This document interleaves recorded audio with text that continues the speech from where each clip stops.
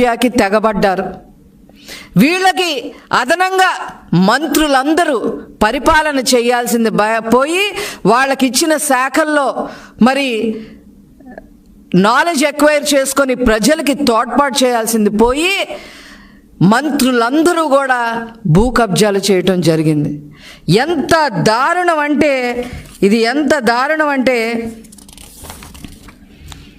కాకినాడ పోర్టుతో సహా కబ్జా చేసి 4,000 ఎకరాలు 12 కోట్లకి రాయించేసుకొని మరి భూ కబ్జా చేసేయటం జరిగింది.